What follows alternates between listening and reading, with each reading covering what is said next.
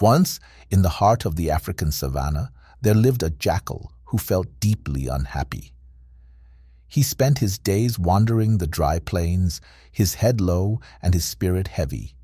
Each evening, he would sit alone on a rocky hill, watching the stars, and tears would roll down his face. The jackal often thought to himself, "Why am I cursed to be so plain and unnoticed? The lion is strong, the zebra is beautiful, and the eagle soars high in the sky. But me? I am nothing." One night, as the jackal sat crying, his tears fell onto the dry earth below. An old griot, a wise storyteller who had been walking nearby, noticed the jackal's sorrow and paused. The griot approached the jackal with a kind smile and leaned on his staff. "Why do you cry, little one?" the griot asked. The jackal looked up, his voice trembling. "Because no one loves me. I am not strong like the lion, nor beautiful like the zebra, nor free like the eagle. I wish I could be someone else." The griot nodded thoughtfully, stroking his beard. "Ah," he said, "but have you asked the lion or the zebra if they are truly happy? Have you spoken to the eagle who soars so high? Perhaps their lives are not as perfect as you believe." The jackal tilted his head, surprised. "What do you mean?" he asked. The griot smiled.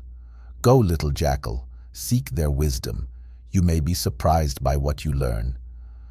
With that, the griot walked away, leaving the jackal deep in thought. The jackal wiped his tears, stood up, and decided to follow the griot's advice. The jackal's first stop was the lion, the mighty king of the savannah. He found the lion resting under the shade of an acacia tree, his golden mane glowing in the sunlight. "Great lion," the jackal said hesitantly, "you are the king of all animals. You are strong, respected, and feared. Surely you must be the happiest of all creatures. What is it like to be you?" The lion opened one eye and let out a deep sigh. "Strong, yes. Feared, yes. But happy, no." The jackal was surprised. "Why not?" he asked. The lion shook his head. "My strength is my burden. Every day I must fight to keep my place as king. There are young lions who challenge me, and I cannot rest. For if I lose a single battle, I lose everything.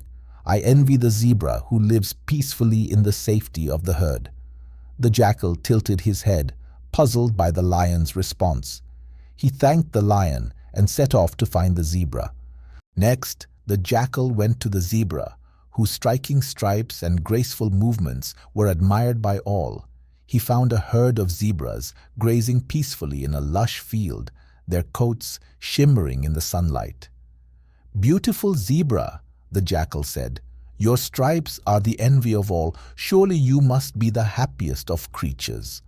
The zebra lifted its head, its eyes filled with worry. "My beauty is a curse," the zebra said. "A curse? How could that be?" the jackal asked. "My stripes make me a target for predators," the zebra explained. "Every day I live in fear of the lion's claws and the jackal's teeth. I envy the eagle who soars high above the dangers of the earth."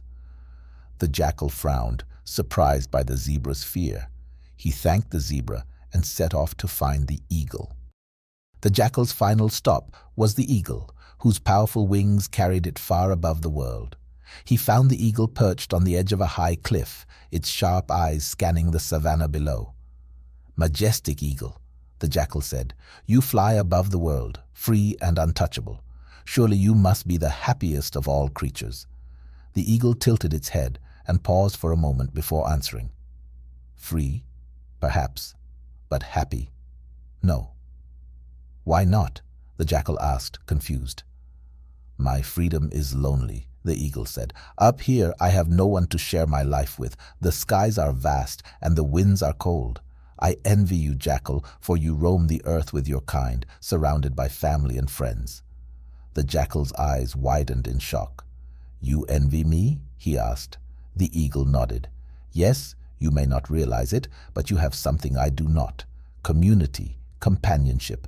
You are not alone." The jackal thanked the eagle and began his journey home, his mind racing with new thoughts. the realization. When the jackal returned to the baobab tree, the griot was waiting for him, a knowing smile on his face. The jackal sat beside him, looking thoughtful.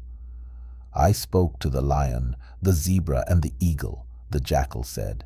"Each of them envies another, and none of them are truly happy. Even the eagle, who I thought was the freest of all, envies me for my life on the ground." The griot nodded. "Ah, little jackal, now you see, happiness does not come from being someone else. It grows from embracing who you are. Like the baobab tree, you must grow where you are planted. Stop comparing yourself to others, and you will see the beauty in your own life." The jackal looked up at the baobab tree, its deep roots and towering branches, and smiled for the first time. From that day on, the jackal no longer envied others. He found joy in the life he had, in the freedom to roam the savannah with his pack, and in the beauty of his own existence. The griot's words stayed with him. Happiness is not out there. It is here, within you, waiting for you to see it.